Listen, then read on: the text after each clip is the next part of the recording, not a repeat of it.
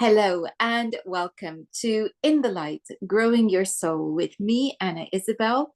And my guest today is Carole Obley. And Carole, welcome. Great to be here. Thanks for having me. I have been enjoying your wonderful book, Wisdom from the Spirit World. And it's just such a wonderful thing to have the opportunity to talk about it with you.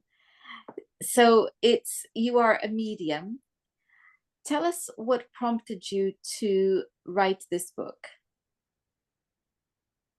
I woke up one morning and I knew I was going to write another book. This is my fourth book, and I have a new book coming out early next year. So I knew I was going to write another book, but I didn't know the topic.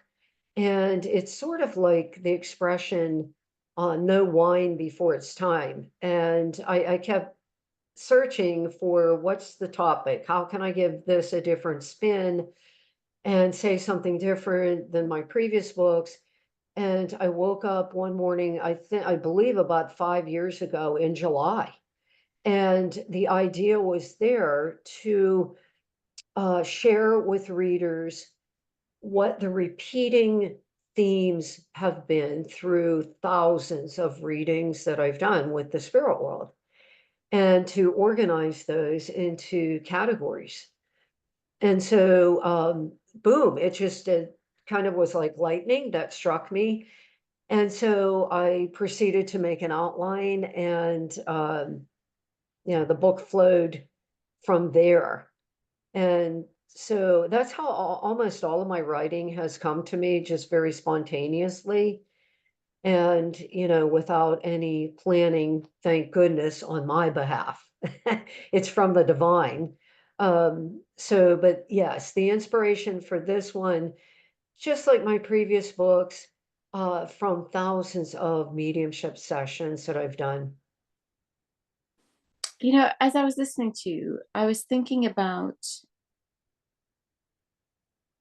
how I've interviewed a number of people for whom the process is very similar to what you've described, where it was suddenly, like spirit were arranging for this to come through.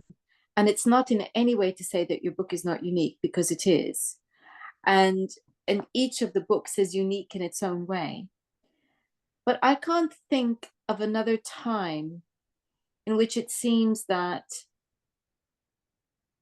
there are so many people available for spirit to speak through, and for the message to be reaching the public. And so I'm just wondering whether there is something about the timing. Have you had any sense of that from spirit? Well, I think when here in the US, when mediumship first was televised on national TV with different reality shows, which, by the way, I believe on some of them they kind of give a false impression of the way it really is. But nonetheless, the good side of this topic and phenomena being out there is that the ordinary person, the general public, now know it's not something to be hidden in the dark. It's not parlor tricks. It's not fakery. I have, from the beginning, almost 30 years ago, I have had the intent of really putting a respectable, honest, ethical face on mediumship. And I treat it as the sacred gift that it is, because it truly is. It's not a game. It's not, anything other entertainment. It's about healing. And so I believe that with that openness, with the exposure on, at least in the US, national TV, our medium here, John Edward, James Van Prague, and I know in the UK there are many, many excellent mediums. I highly respect UK mediums. I feel they're far more tuned in than a lot of the American mediums. Um, but it's made it accessible for people to know this is another healing tool. It's not the answer to grief. It's not the answer, the singular answer to anything. It's one tool in the healing kit.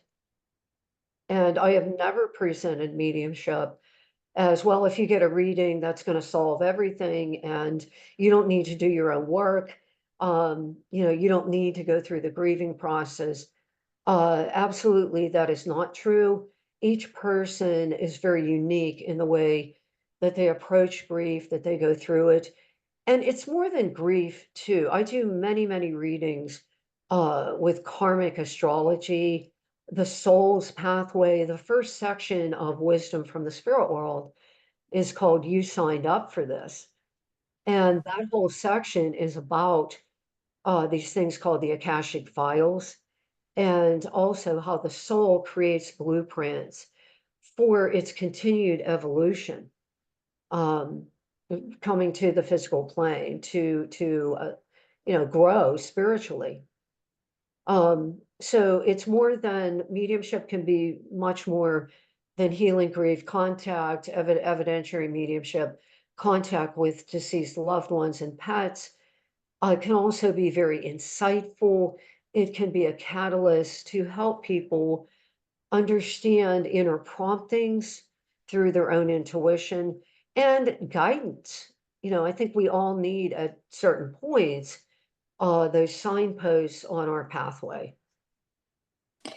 Indeed. And again, it's the it's the healing aspect that's so important. And you're right, everybody does um, grieve differently, and this is not a cure-all for grief, because heaven knows that even those who are mediums are going to grieve the loss of loved ones, because however comforting it is to know that the relationship continues in another form, there is a loss of the physical. And of course, we miss that physical contact with our loved ones. So, yes, however, it is very healing at a different level. And yes, we do still need to process the physical loss, and also how to keep connection with our loved ones as well. It's part of a great deal of the grief therapy that I work with my clients, is to actually give them permission to keep contact, or to keep the connection, in from whatever level they're at, to keep that connection so that we don't feel that it's been severed. And that's really important. And of course, for those who actually know that there's more, and that the relationship continues, that's a huge comfort. I want to ask you about the difference between being a psychic and a medium, because it seems that you started off doing psychic readings, and somehow it just shifted into mediumship. And a lot of people find that they use the terms synonymously, but we know that they're not. So tell us the difference. Yes, I believe a lot of well, at least the well-known ones whose books I've read started out with psychism, which is reading the energy or aura of a person, a physical person in front of you, or on the phone, or through Zoom, or whatever. Whereas mediumship is a blending process. My soul blended with the spirit communicator, the soul and spirit, and perceiving information from a disembodied soul. So both are valid. The pathway of mediumship, however, I am from the school. I believe that mediums are born, not made. And now that's not to say we can't take training at all. I've taken many, many years of training. I continue to take training. In fact, from an excellent UK medium who's superb. And throughout the years, I've taken a lot of training because being born with a predisposition doesn't mean that you can just rest on that. You have to refine it, you have to hone it, you have to nurture it. And I want to give the absolute best that I can to every single client that connects with me. So that main difference is that it's just a person is here in the physical world that you're perceiving information about versus the person in the non-physical world, the spirit world, who I'm perceiving information about. It's easy to conceive how, if we are connecting with somebody in the spirit world, they may be privy to information that we don't have. Let's say about, the immediate future or the near future, um, and that they might give you a little bit of that to help us to help somebody get through a difficult time in the present. It's a little bit harder to conceive for many people how reading a person's aura is going to give you that type of information. So, talk us through how, when you're reading a person's aura, it might be possible to look into the future. Well, there's a blending that occurs also with a physical person. I'm sure, many who are listening have had that experience that, say that you're with somebody, a close friend, a spouse, a partner, and you both get the same message at the same time, and not necessarily a psychic message, but a split second before you say it, the other person says it. And I've had that happen many, many times, particularly since I've been doing this work and, I've developed a lot of sensitivity. So that is an example of how that blending occurs with a physical person. With the spirit world, again, the blending is through souls. We all with the soul is always present. So it's either here or it's in the spirit world. And some people believe it's in both places at the same time. There's an aspect of us that exists also in the spirit world. I don't know. What I write about in my books and what I talk about in all interviews from the beginning of my career, I've done many, many, many radio shows and podcasts. The only thing I discuss is what I've personally experienced and what I know to be true based on my own experience and observations. Um, so there can be that knowing, and that can come through any number of ways. I'm sure we've all heard of clairvoyance, seeing. I'm pointing here because this is the energy center that comes through the brow chakra or energy center. Clairsentience, sensing.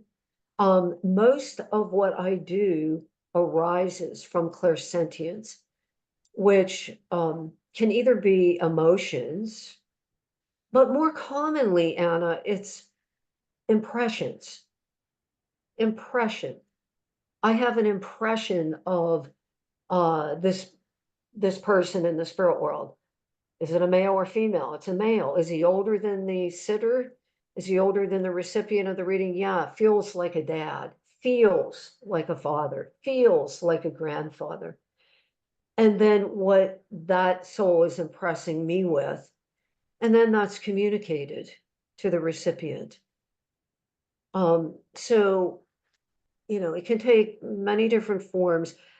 I would truly believe that a lot of mediums probably started out being psychic, although I have read where many saw deceased uh, relatives when they were children. I did not. In fact, I was very afraid of death. And in my books, I've written openly about it. In Wisdom from the Spirit World, I talk about the experience of my first grandparent passing, going to that funeral home. I was 10 years old, seeing the body, because at that point, I didn't know that, where is grandpa? Well, his body looks like it's wax. It looks, I didn't even want to approach or touch. And so I would have nightmares after that. And so I slowly evolved into understanding that the body is just the vehicle that we need here to navigate, as well as our mind, as well as the personality and the ego. None of those are bad. They're all necessary in the process of spiritual evolution. So I'm wondering whether when a psychic is reading an individual's aura, it's easy to see how they might be able to understand how the person is feeling, whether there's, anything wrong with them, whether they're very happy or, what they're good at, their talents. But I'm wondering, because the implication is that if a psychic is looking into the future by reading the individual's aura, that we ourselves already have an inkling of our own futures, but are unaware of that. Would that be a correct inference? I don't know if we have what would be called conscious, pardon me, awareness. Um, and of course, there is always the element of free will.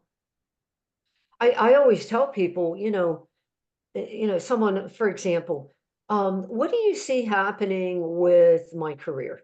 For example, that's more of a psychic or life, I call it life guidance question. And so, there's a certain set of thoughts or intents that are already set up.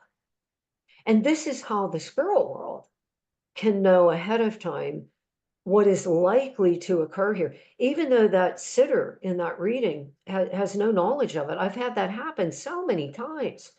And the reason I know that is because I get feedback. I get emails, or the next time the person connects with me, they'll say, you told me this, or my mom came through from the spirit world and said this was going to be happening, and I couldn't see that at the time, but that's exactly what happened.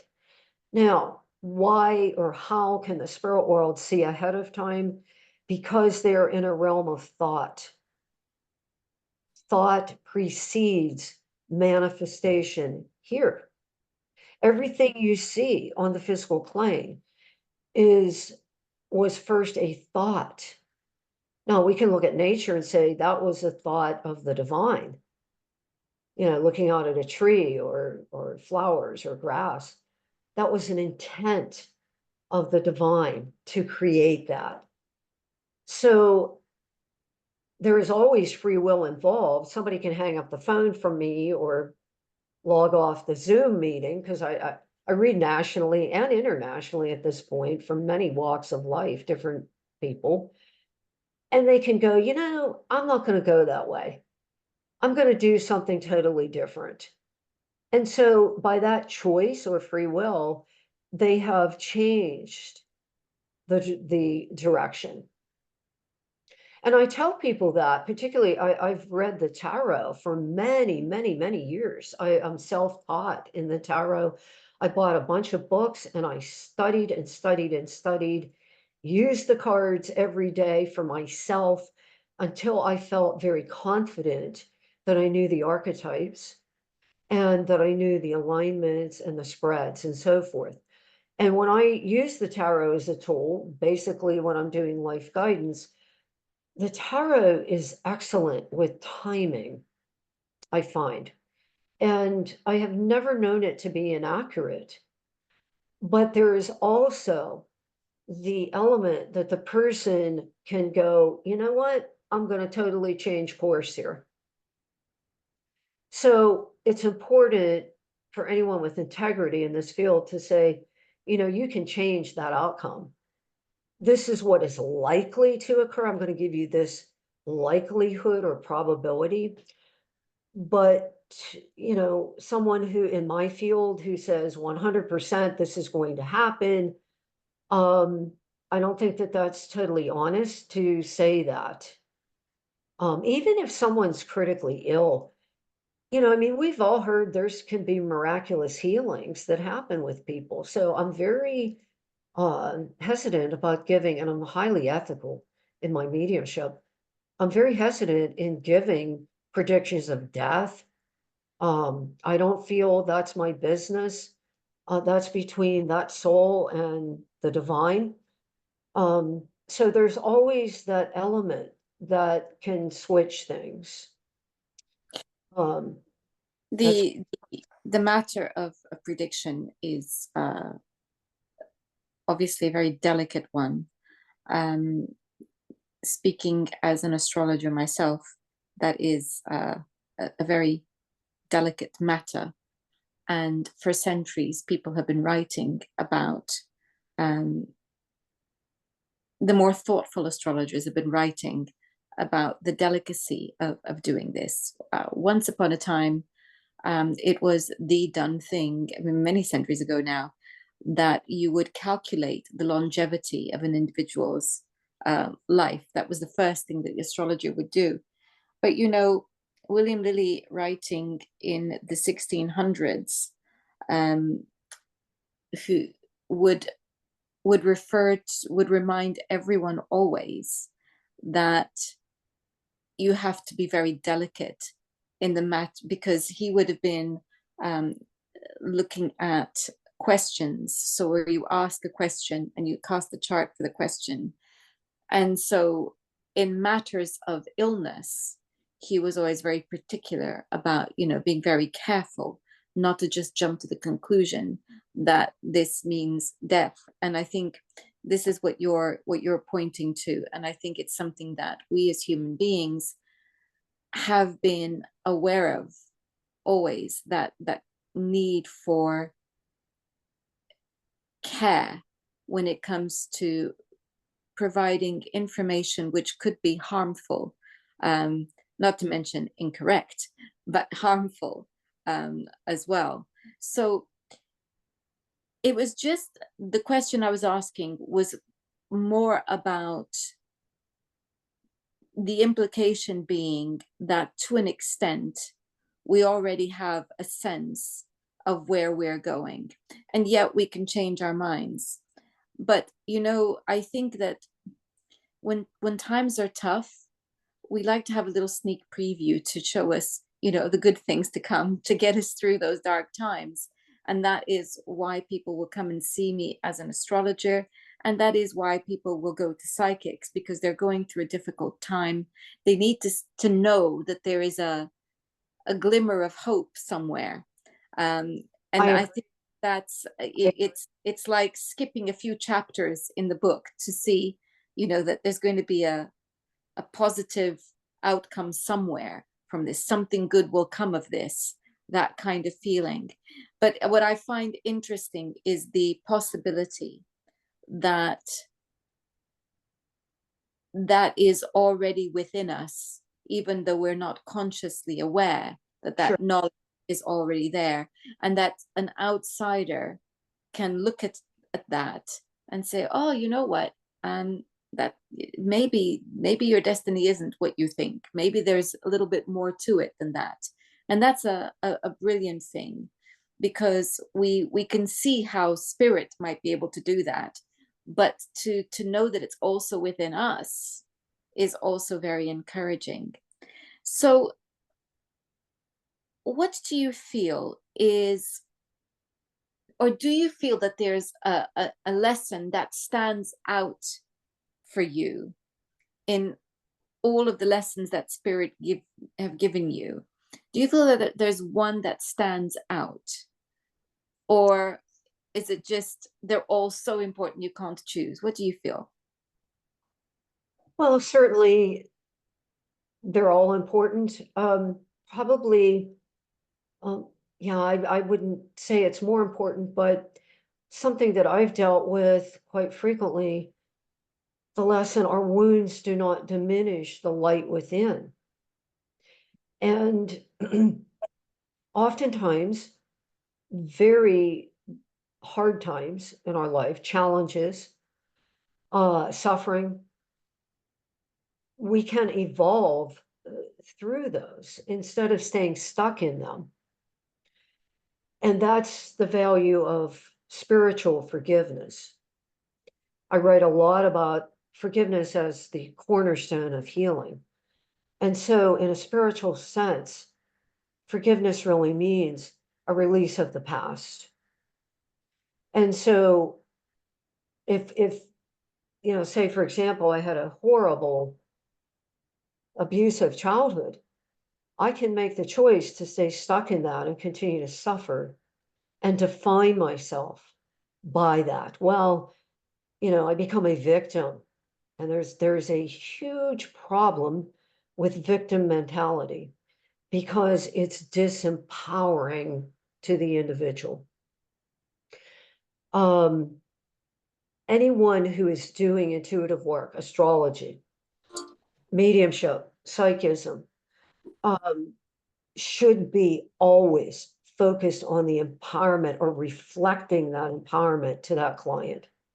I mean, that's always my first intent is I can't give you anything. I can reflect to you what is there. And by the way, an often forgotten aspect of mediumship also that helps people is for them to understand they too are a divine soul that is not going to die. That this lifetime is like a grain of sand on a beach. And when you think about how many grains of sand there are, there's a lot.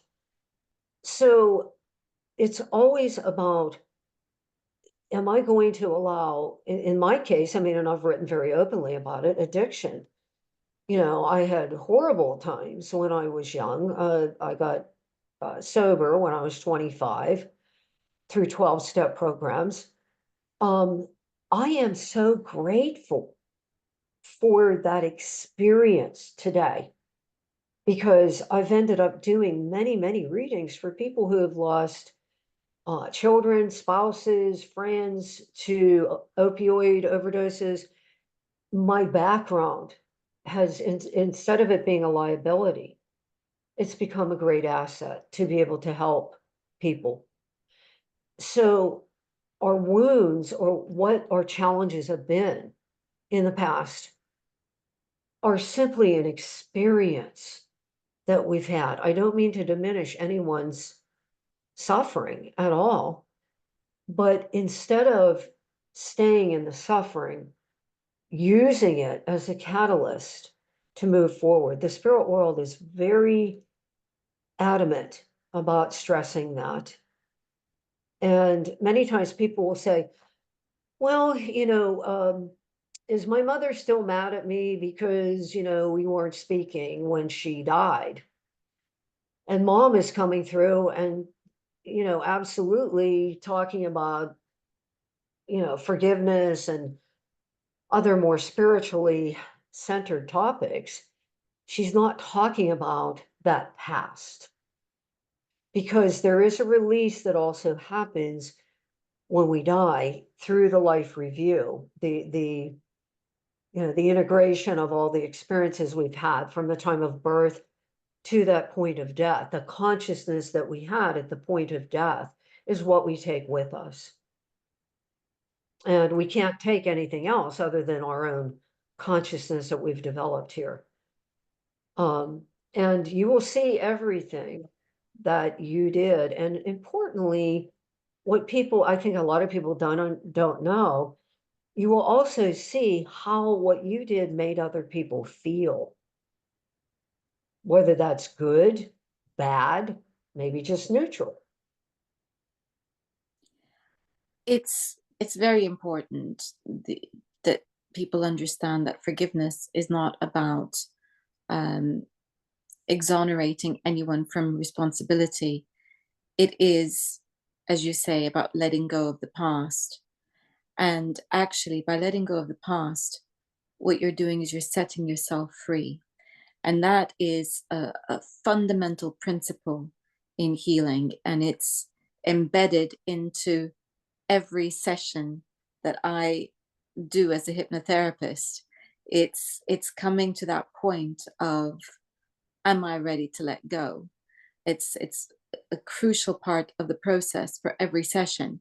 So it's because without being able to do that, we can't move forward and we are stuck in the pain. So we can either stay trapped in the pain or work through that pain, make sense of it, process it, and then release it.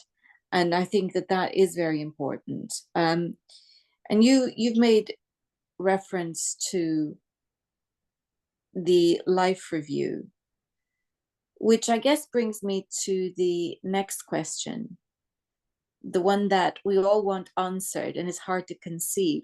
But what is your sense of life in a different dimension, the dimension of that we call the spirit world? What do you sense it's like there? Well, again, this is gleaned what I say here is gleaned from thousands of sessions. At this point, about 15,000 over 30 years. It's very similar to here, only it's a realm of thought, and the atoms there are much more diffuse than they are here. They're not solid. So it's very much about continued evolution of the soul and an assessment of what I wrote before I came into the body of the little infant. What are my main themes this time? What do I need more practice with?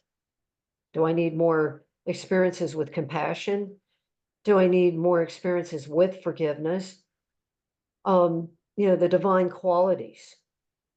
Do I need to learn a release of selfishness? So there's many of these. So we give ourselves this grade. There's a section I wrote in Wisdom from the Spirit World called the Soul's Report Card. And so, we grade ourselves on how well did I do?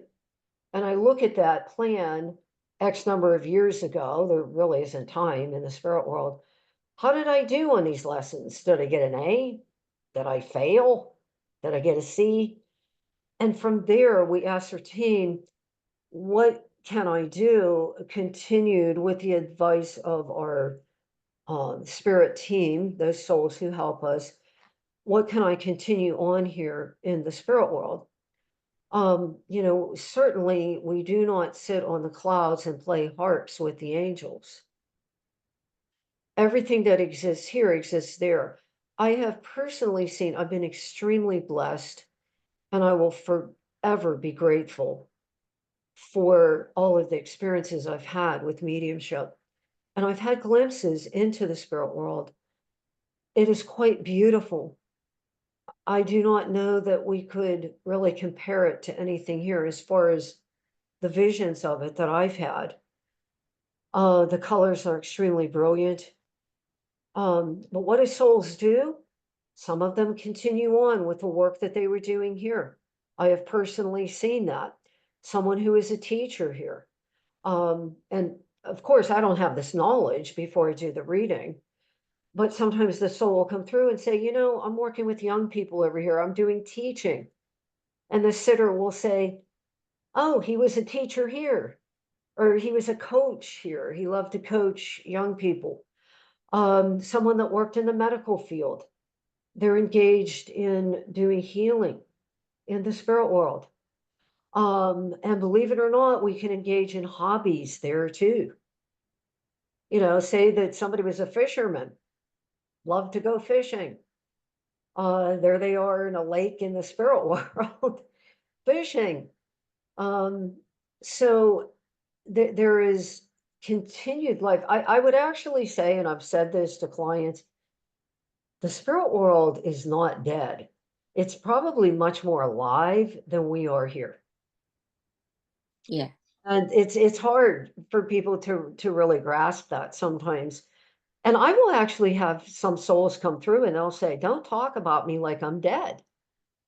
I'm very much alive and I'm totally free from the encumbrance of illness, you know, of the suffering I was in physically, mentally, you know, things like Alzheimer disease, dementia, um, you know, and any of these very, very tired, you know, diseases that people have for years. There's an acclimation period also that I've seen in which the soul is wrapped in different frequencies of light, different colors. Uh, you know, I wrote about that in my second book, I'm Still With You, True Stories of Healing Grief through Spirit Communication. Some people thought I made that up. I didn't make it up.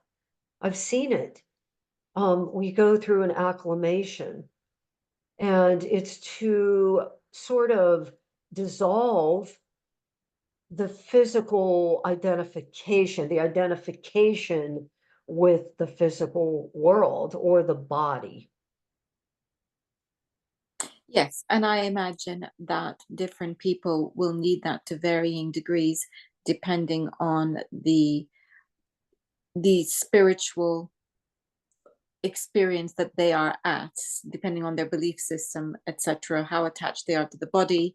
Obviously, somebody who does not believe in an afterlife is going to have a different experience to somebody who is a spiritualist, let's say, or somebody who believes in heaven and hell is going to have a very different experience to somebody who is already aware of um, loved ones in spirit waiting for them. So that makes it stands to reason that that would be the case. Well, Carole, you know, this has been a wonderful conversation.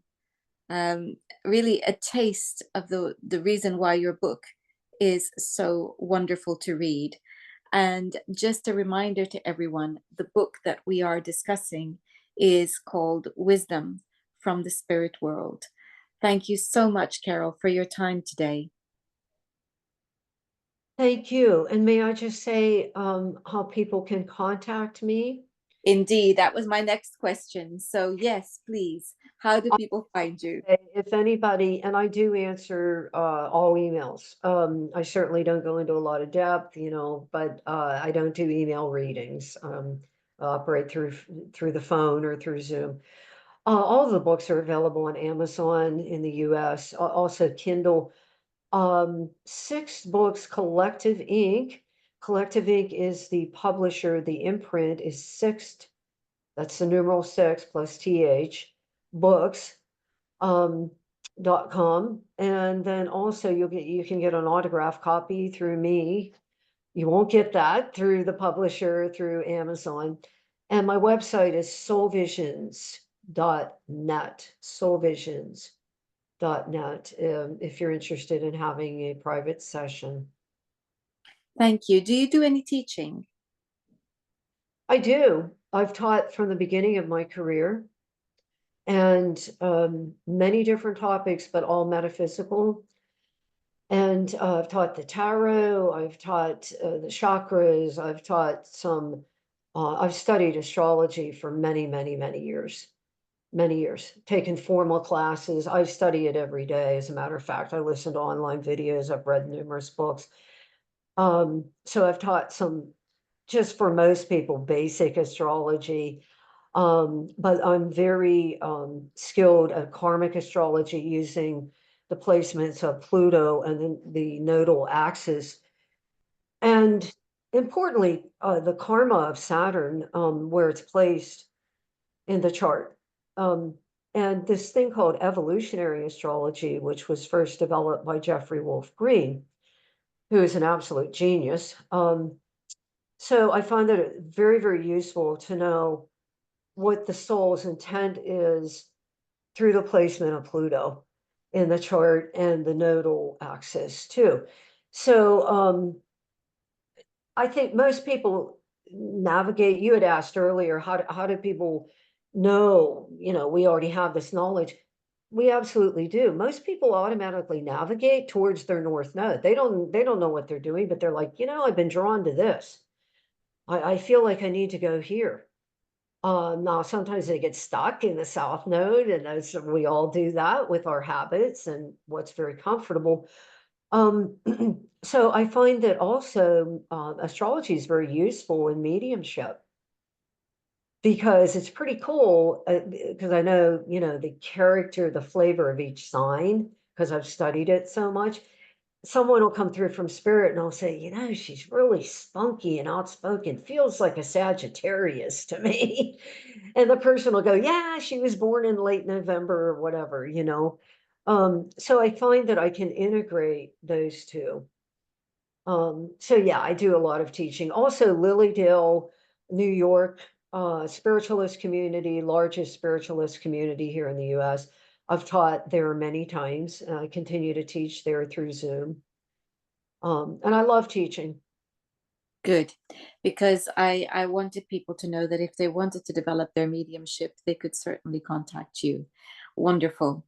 Oh, That's thank you. my thank you so much, Carole, once again for your time. Thank you so much for having me. And thank you all for watching. Until next time, goodbye.